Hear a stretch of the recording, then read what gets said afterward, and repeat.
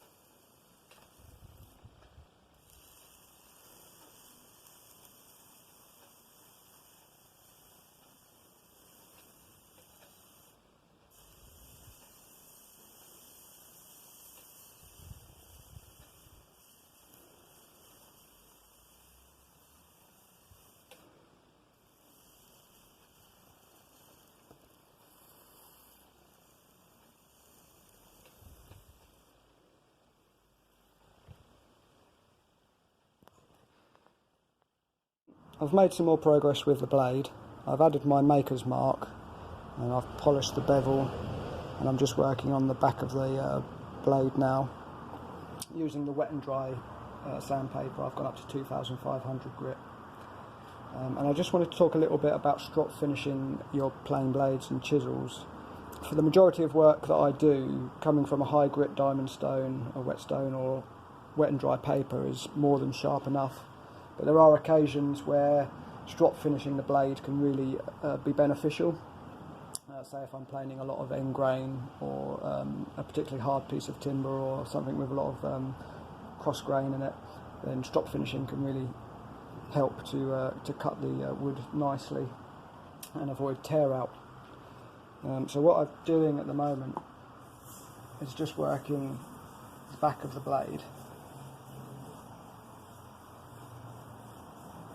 and some people like to do figure of 8 or circles, some people like to go straight lines or back and forth. It doesn't really matter how you prefer to do it. What the important thing to remember is to just always keep the blade flat.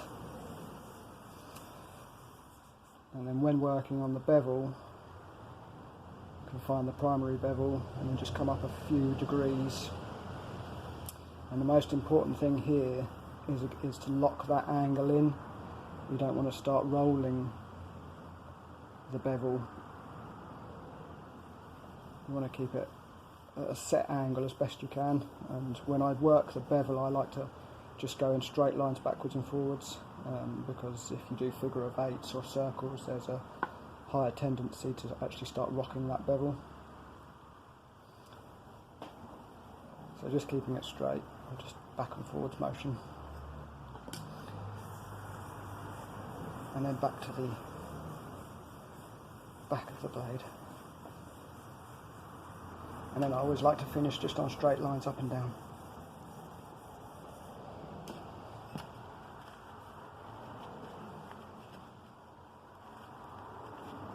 So this blade now is ready to be stropped. And if I do, I've got a piece of paper here and a good test to see how sharp a blade is. You can see just coming straight off of the 2500 grit that this blade is actually sharp enough to cut paper. So that's a good test to see how sharp the blade is, but we can get it a little bit sharper than that as well. So all a strop is a piece of hard leather glued down to a wooden base. Just use PVA, put it on the back of the lever, put it onto the timber base, and then squish it in the vise and wait for the PVA to go off, and that's all a strop is. And I like to use auto sole when I strop, but any metal polish compound will work. So the important thing to note is when you want to strop your blade, it's the last procedure in sharpening. So it's no point going from, say, a 400 grit diamond stone or 400 grit wet and dry paper straight to a strop, because the edge isn't refined enough. So much like sanding a piece of timber, you work up through sandpaper, working up through the grain. It's the same when sharpening a blade. So you need to start on a coarser grit and work your way up through to higher grits to remove the scratches or the deep imperfections in the metal. And the more refined this edge is, the sharper it will be. See if I can draw it here for you. So this is your blade.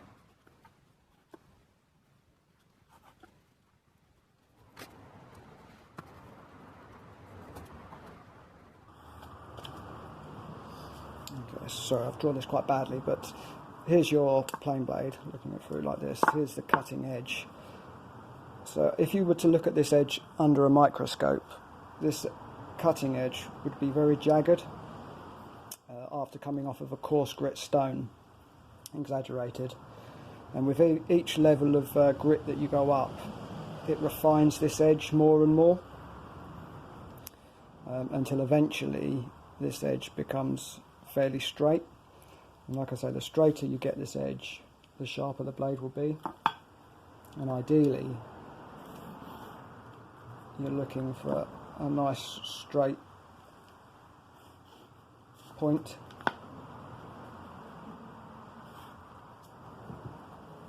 To your blade. Now, much like sharpening, when it comes to honing the blade, when you're working on the bevel, you want to lock the angle in as best you can and keep it locked in at that position. You don't want to start rolling the bevel, because again, exaggerated, what will happen is instead of coming down to a nice sharp point, the very edge would be rounded over like this. So moving over to the strop, I've got it clamped in my bench here quite firmly. I'm just putting a bit of the polishing compound on, and then working on the bevel. And like I say, it's really important to get that angle and lock it in, and try your best to keep that angle nice and straight, and using a lot of pressure.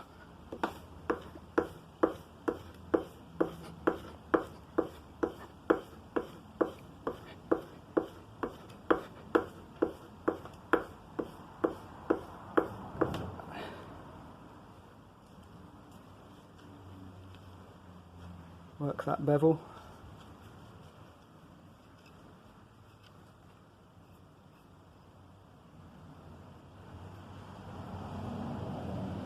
So like I say, for the majority of work that you normally find coming from a high grit diamond stone or high grit wet and dry paper. But like I say, there are occasions when strop finishing a blade can really help, especially if you're working with difficult timbers. And then if you want to see if you've got a really sharp blade, if you take a piece of paper,